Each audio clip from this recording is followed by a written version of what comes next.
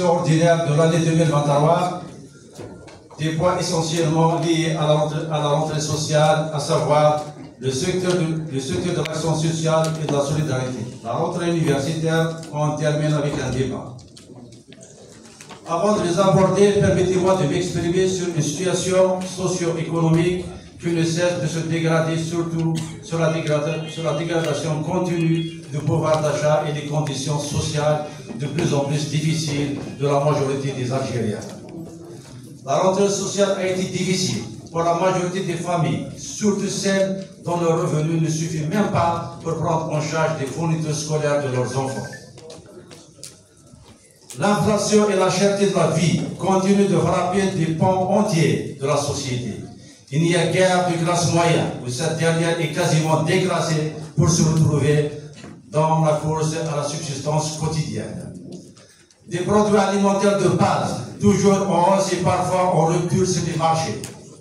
L'État est toujours impuissant devant des spéculateurs ou incapables de réguler la distribution des produits de première nécessité comme les légumes secs. Nos écoles ont-elles été approvisionnées suffisamment et à temps pour assurer la restauration de nos enfants? En tout cas, ces exemples nous renseignent malheureusement d'un marasme économique et social, sans parler du problème de chômage qui frappe de plein fouet notre jeunesse. Chers amis, je le signale plus haut, nous avons inscrit l'action sociale et la solidarité à l'ordre du jour, car la situation des personnes à besoins spécifiques dans notre wilaya nécessite une attention particulière. Un état des lieux a été fait par la commission sociale de notre Assemblée. Elle ressort malheureusement que les textes de loi pour la protection des handicapés existent depuis de nombreuses années, mais elles demeurent toujours insuffisantes et peinent à être exécutées.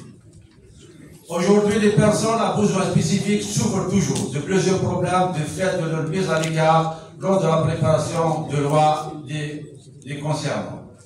En effet, les personnes à besoins spécifiques souffrent d'absence d'infrastructures et de commodités pour faciliter leur autonomie.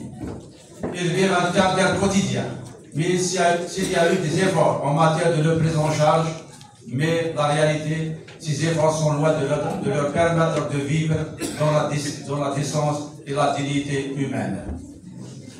Les manquements sont nombreux et multiples.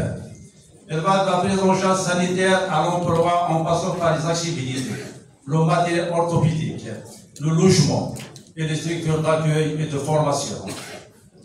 Cela sans parler de l'inadaptation du système scolaire avec cette frange vulnérable de la société. Les écoles algériennes n'offrent aucune commodité pour permettre à ces enfants de s'intégrer.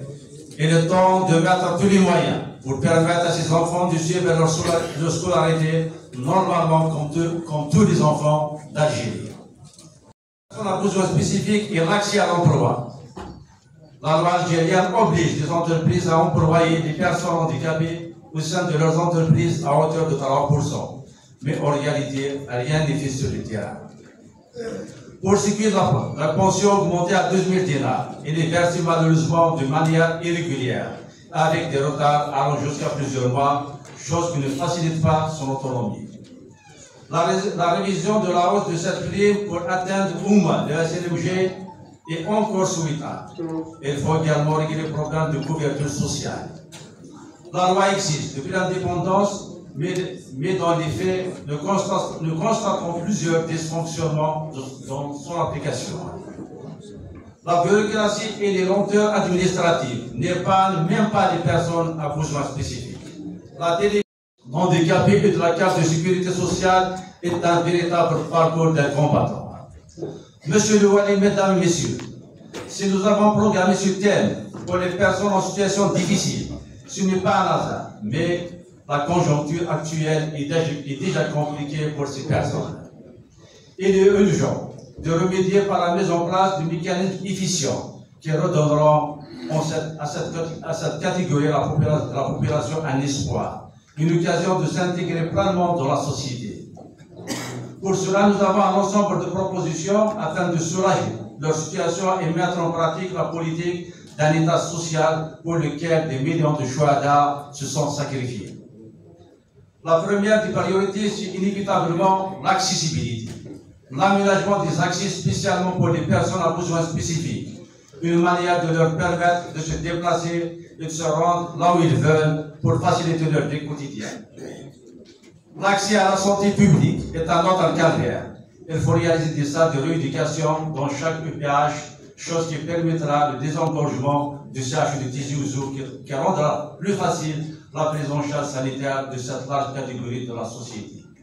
Chers amis, sans trop tarder sur ce point, nous recommandons de leur faciliter l'abstention des cartes chiffres, la décentralisation de l'ONAF et de la DAS, pourquoi pas un bureau au niveau de chaque zone, la construction de centres d'accueil et d'orientation pour les adultes, recruter des assistants médicaux pour accompagner et orienter ces personnes et leurs familles, faciliter l'accès à l'emploi et au logement. En tout cas, la Commission sociale jeunesse et sport détaillera dans son rapport la situation du secteur et de la recherche scientifique. Et par rapport à la rentrée universitaire, la Commission de l'APE va présenter son rapport détaillé pour nous donner son évaluation sur les conditions de la rentrée universitaire 2023-2024. Nous souhaitons une bonne rentrée à toute la communauté universitaire et une bonne réussite aux nouveaux bacheliers, aux nouveaux étudiants.